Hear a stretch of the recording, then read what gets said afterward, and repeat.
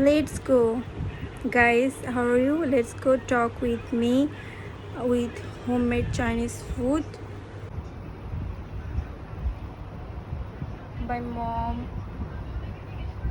Little bit take for me so I can eat with. So Coke. This is Coca-Cola. I love Coca-Cola with sugar. No, zero sugar actually. So some ice with it. Can you wait, please?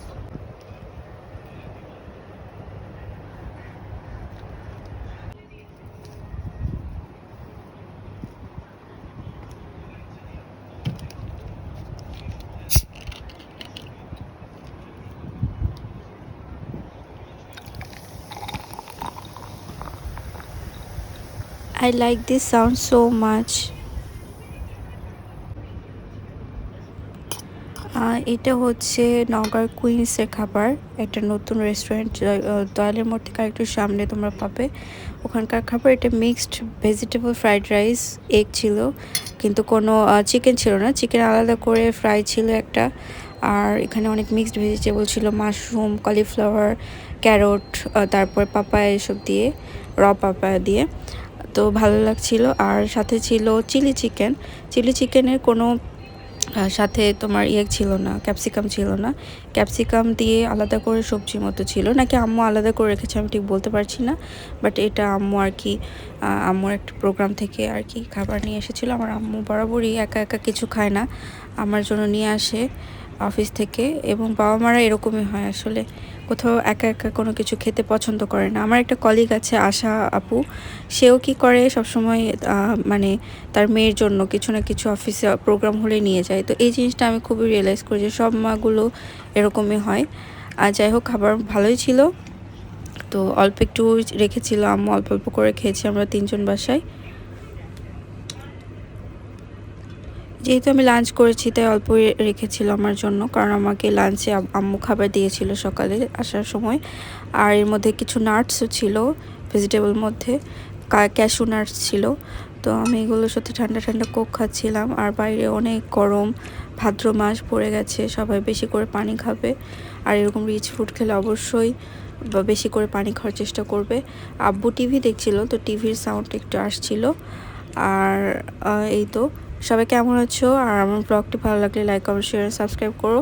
আর মুখে প্রচুর পরিমাণে pimple দেখছো, এর কারণে আমার oily skin 1 number, 2 number pimple acne prone skin.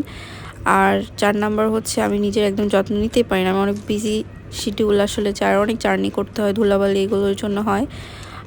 তারপরে শশা ছিল বাসার, ছিল আর কি কাটা, ওটার সাথে আমি এনজয় করছিলাম খাবার। অনেকেই বলে যে আপু ব্লগে খাবারের ব্লগ বা ফুড ব্লগ অনেকদিন ধরে দেখি না।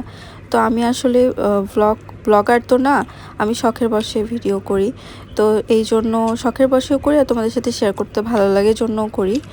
তো এই জন্য আমি ওভাবে প্রফেশনাল যেহেতু না, আমি ডেলি ওরকম খাবারের সবার সামনে যেহেতু লাঞ্চ করি অফিসে, ওভাবে ভিডিও করতেও পারি না, আর বাসায় ওভাবে করা হয় না। বাট আমি মাঝে মাঝে যখন একটু সুযোগ পাই বা ট্রাই করি বা মন চাই তখনই করি আসলে এইটা। আর এই খাবারের শেষে ঠান্ডা ঠান্ডা কোক আসলে খুবই ভালো লাগছিল আমার। আর আমি দেখছো চুল একদম ভেজা, এসে আমি গোসল করে খেতে বসেছি, কারণ খাবারটা গরমে বাইরে যেহেতু ছিল, বেশিক্ষণ রাখলে আম্মু বলছিল গন্ধ হয়ে যাবে, খেয়ে নাও। তো এই জন্য গোসল করে তাড়াতাড়ি করে খেতে বসেছি। আর এই ধরনের খাবার আমার চাইনিজ আইটেম খুবই পছন্দ, অনেকের থাই আইটেম পছন্দ, অনেকের বিরিয়ানি পছন্দ, কাচ্চি পছন্দ, ঢাকায়া খাবার যেগুলো মোগলাই পরোটা এগুলো পছন্দ, লাচ্ছি পছন্দ। কিন্তু আমার চাইনিজ ফুড খুব ভালো লাগে।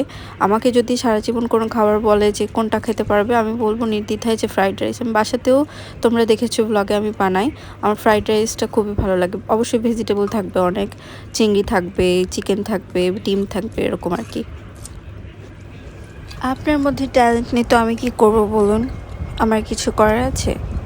কিন্তু আমার মধ্যে যে ট্যালেন্ট আছে এটা দেখে আপনি দয়া করে জেলাস ফিল করবেন না, আর জেলাস ফিল করে আমার ক্ষতি করতে চাইবেন না। মানুষকে ম্যানিপুলেট করে অনেক কিছু বোঝানোর ট্রাই করছেন, করুন, কিন্তু সৃষ্টিকর্তা সব কিছু দেখে, শোনে, জানে। আর যে মানুষটা আগের মতো নেই, সে পরিবর্তন হয়েছে, তাকে অ্যাপ্রিসিয়েট করতে শিখুন। কিংবা সে যদি খারাপ হয় তাকে ভালো হওয়ার দিকে আপনি অনুপ্রাণিত করুন। কিন্তু তাই বলে আপনি তাকে জাজ করবেন কিংবা তার পাস্ট সিচুয়েশান নিয়ে আপনি তুলনা দিবেন, দিয়ে সেটাকে নিয়ে আপনি স্টিল মনে রেখে তাকে খোঁটা দিবেন, অথচ আপনি জানেনই না হয়তো সে আগের থেকেও আপনার থেকেও এবং তার আগের অবস্থা থেকেও অনেক অনেক বেটার। হ্যাঁ, তো এইটা যদি আপনি করেন, তার সাথে সাথে আবার তার ট্যালেন্টকে অ্যাপ্রিসিয়েট না করে আপনি ট্যালেন্ট না জন্য জেলাস ফিল করে তাকে ছোট করেন, তাহলে এটা আপনার ব্যর্থতা। এই ব্যর্থতা শোনা তো আমাদের ট্যালেন্টেড মানুষের সময় নেই ভাই, তাই না?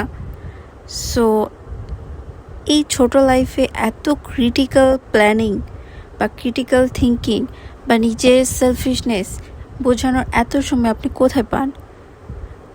আর একটু সময় যদি আপনি এই জিনিসটা পড়াশোনায় খাটাতেন কিংবা আপনার কাজে খাটাতেন, আপনি সাকসেসফুল হতেন। এই জন্য আপনি ট্যালেন্টেড না, আর আমরা ট্যালেন্টেড।